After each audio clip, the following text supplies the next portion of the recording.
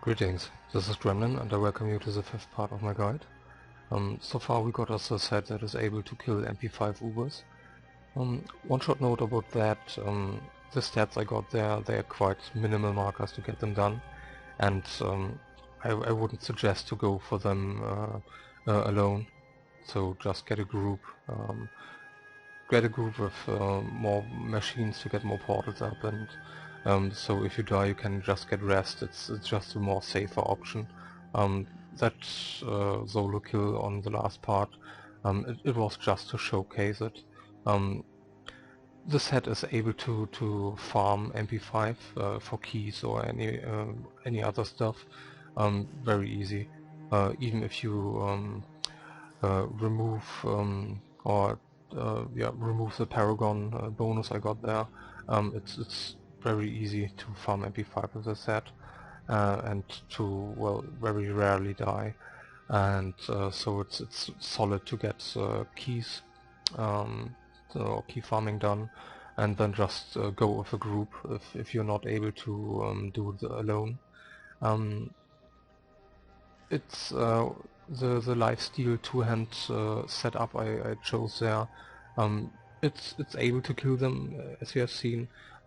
For newer monks, I would suggest a dual wield and life on hit heavy setup, because normally it's for unexperienced monks it provides better sustain and feels more comfy.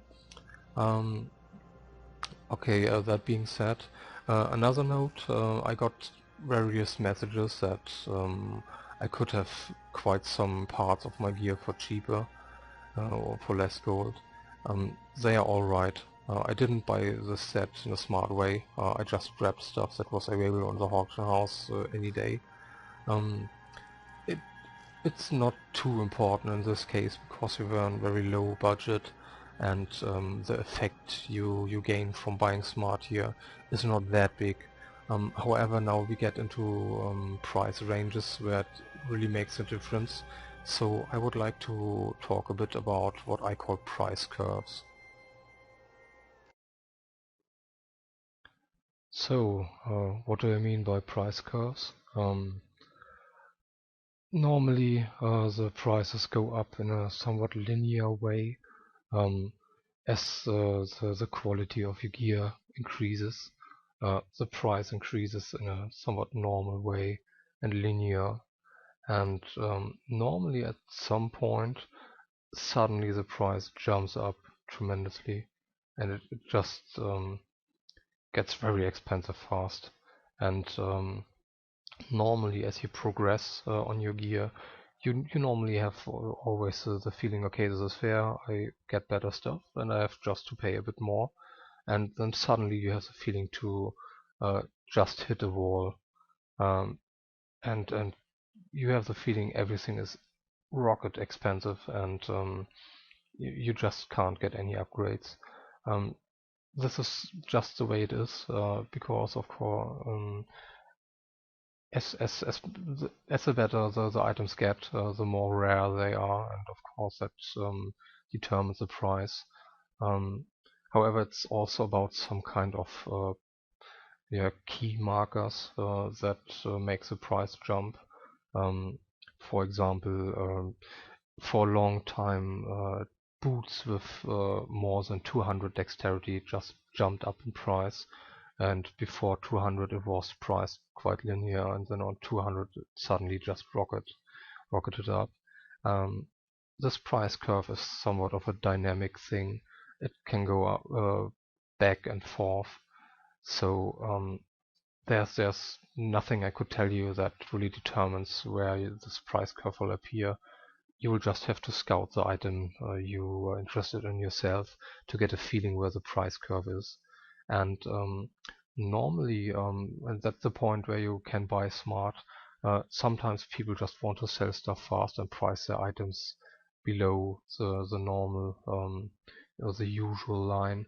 Of course, there will always be that price their stuff insanely high for no reason or for no apparent reason.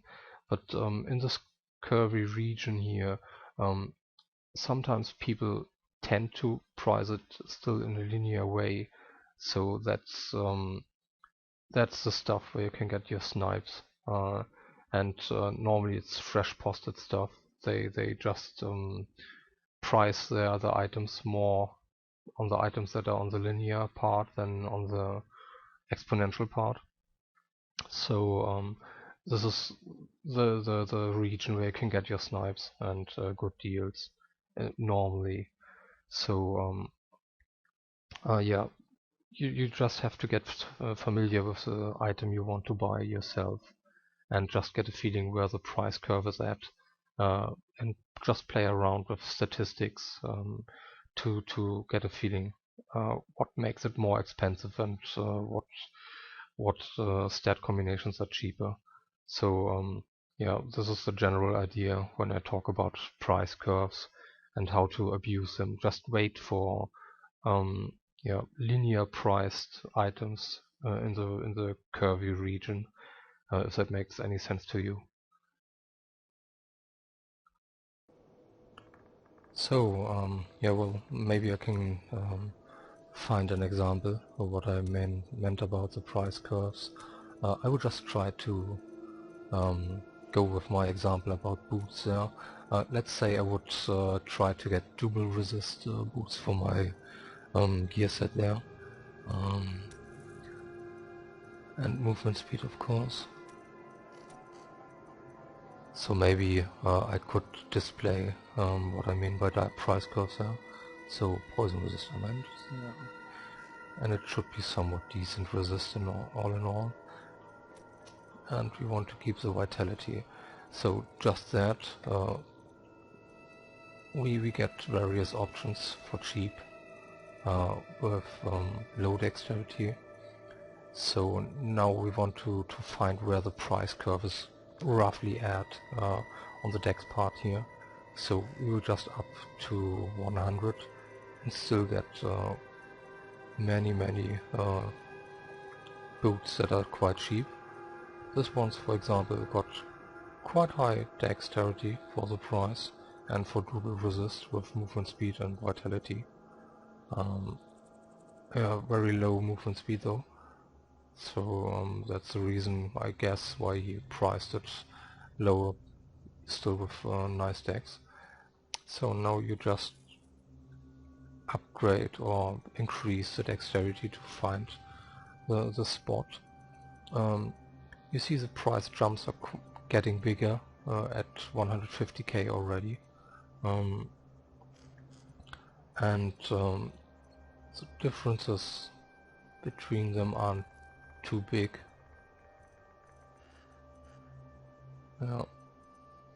So and then you just increase step by step and see where the price curve is at. As you can see, they still appear for cheap.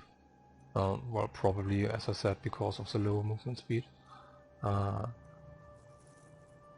then they suddenly go above 1 million. And, well, if you go a bit higher, you see the prices jumps faster. So, and yeah, with 180 decks, the first 5 million boots appear on the first page already. And yeah, if you go to 200, yeah, you're at least at 5 million. For the buyout stuff though, there's always some stuff for bidding. This one's, for example, just 3 hours left and they're quite decent. And well, of course I got a bid on them, but as you can see, if I would go for a buyout option that are quite similar, it seems.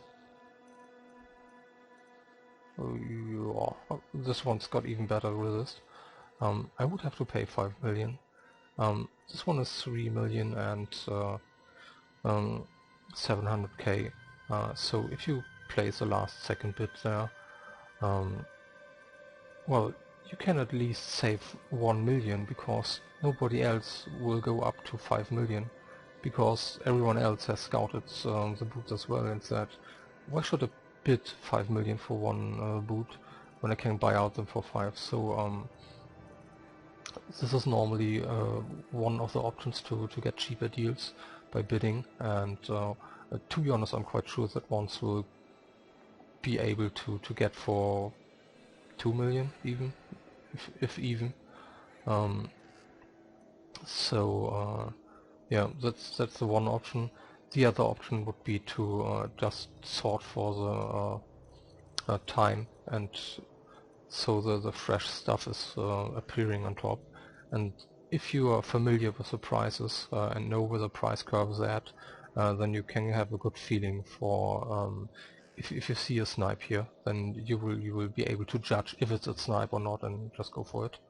So well, yeah, that's what I wanted to tell about price curves and yeah, how to buy a bit smarter. It's this is not an auction house guide, but well, as it is a gearing guide, some pointers will help, I think. So in general, I will just focus on statistics and leave general pointers aside. The next thing I want to talk about is effective health points and mitigation. For that I will go back to my crappy bitmap. So back to my crappy bitmap. Um, the one axis is for armor, the other one for resist.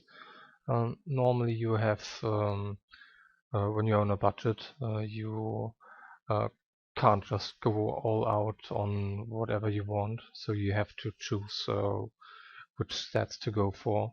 I will try to explain a mathematical concept here and translate it into something more visual. I'm not a native speaker, so cut me some slack here. Let's say you have about 5 mitigation points, let's call them like that, or the budget for 5 mitigation points, and now you have to decide whether you achieve that 5 mitigation points by resist or by armor. Um, in general, the more area you cover, the better your mitigation, and the better your effective health points are. So if you have like 10k health points, for example, if you got armor mitigation and resist mitigation and just pump them up to get only 50% of the damage, you doubled your effective health points to 20k. So that's what effective health points is about. Um, so you try to get the mitigation as high as possible to make each health point count for more. So let's say you have 5 mitigation points. Let's say you put 1 into resist, and well, the other 4 in armor. So the area you cover isn't that big then. So I just call it points to make it a bit more easier, and I explain this is just some kind of percentage markers for the mitigation then.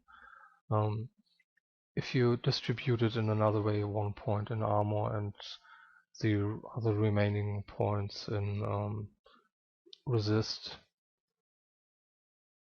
you don't cover as much area as well.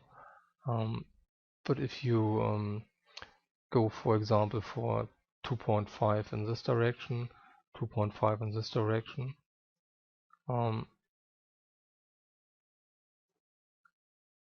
the area you cover then is the biggest possible. So if you distribute them in a square way, evenly, this is the best setup you can get theoretically. So this is what you should aim to get. Don't go out of the way to achieve an even mitigation distribution, because it's quite easy to achieve 4k armor as a dual wield monk, but after that it gets quite hard and expensive. it's quite easy to reach 700 resists, and even up to 800 resists. It's not too hard, but they're quite uneven then. If you just go with what is available easy, 700 resist is about, I think, 65% or something. 4K armor is about, I think, 50% mitigation. Not for sure about that, but just go with what is easy and try to get it distributed as even as possible. Just get it a bit squarey, if that makes any sense to you. But yeah, that's what you want to end up in general, to make your mitigation as high as possible, and to get more effective health points. Another way is, of course, to just increase your effective health points by just stacking normal health points. However, this is a point where effective healing comes into place, and I just want to talk a bit about that.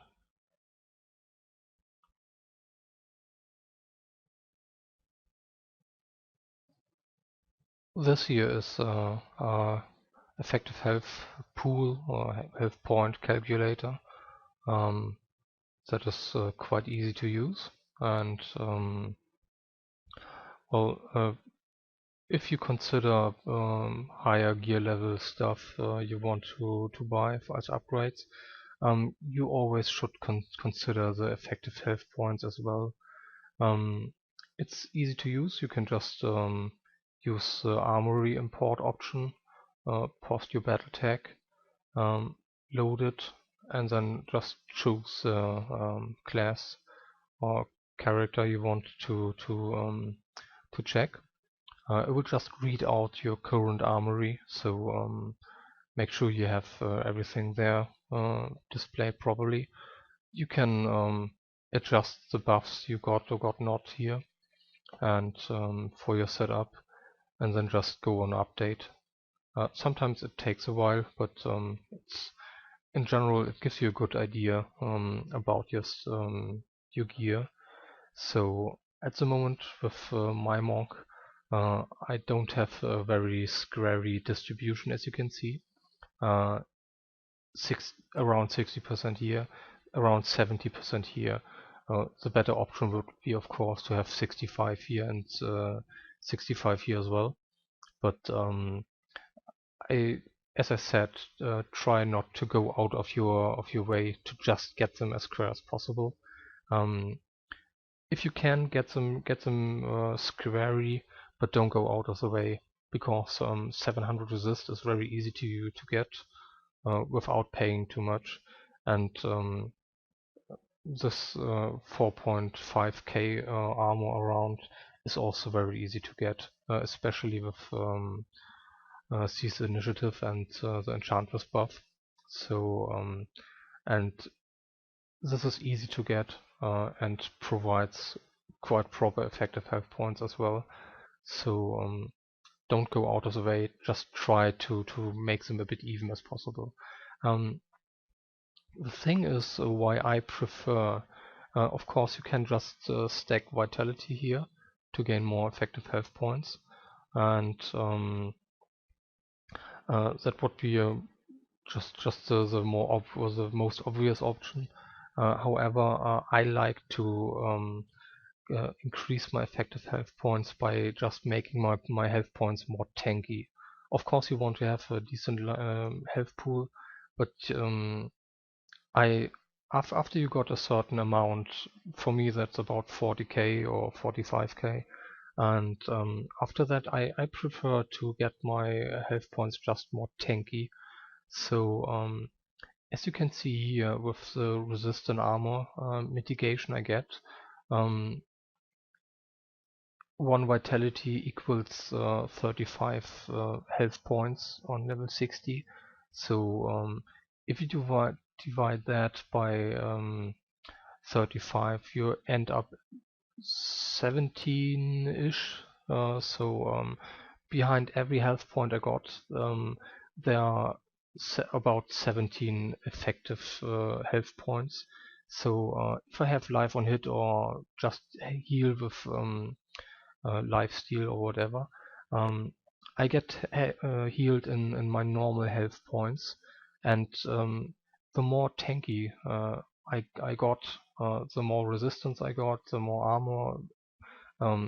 To make it short, the more mitigation I get, the more effective health points lie behind each health point I heal. So by increasing my resistance and armor, um, and well, just get it up a bit, I not only take less damage and get my normal effective health points up, I also increase the efficiency of my healing, because if I would go with another setup, let's say I try to stay at the same effective health points with 500 resist maybe, and let's see how much I would need for vitality there. Okay, more vitality.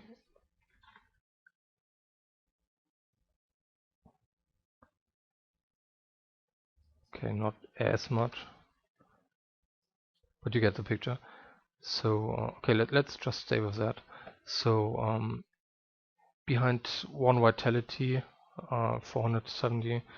Let's divide that by, so we are at around 13.5 effective health points behind each health point.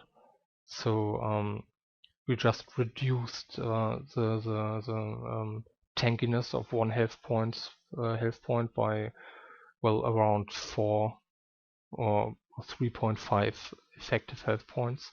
So if I heal for 500 health, I heal effectively for less. If I just reduce my resistance but gain the same effective health points by stacking more vitality. So that's the reason why I prefer to get more tanky on the mitigation points. If you want to call, or if I want to keep that term. So yeah, I like to go with higher resist and higher armor instead of getting my effective health points by vitality, because the healing I get just gets less efficient if I go with less resist. That's the whole point behind being more tanky.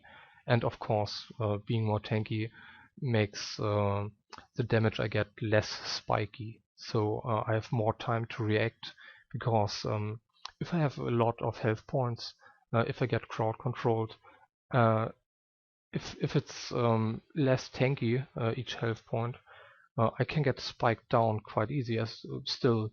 But if I'm very tanky, normally the health drops slower, so I have more time to react, to hit my serenity and so on.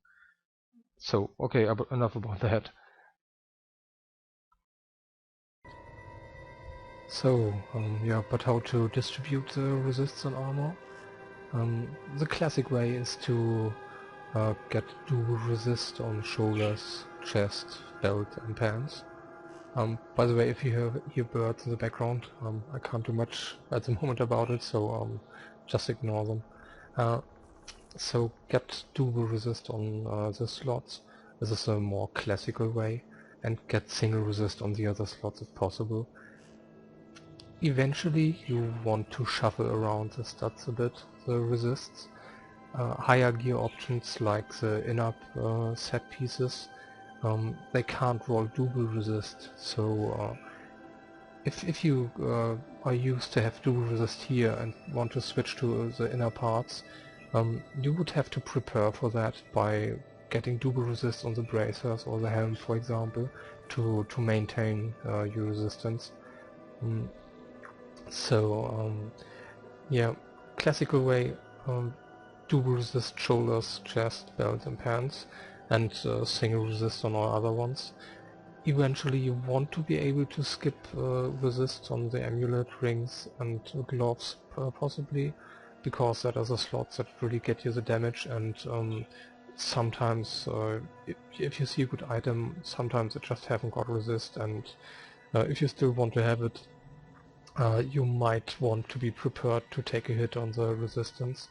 So it's not too bad to have some kind of extra resistance on the other slots.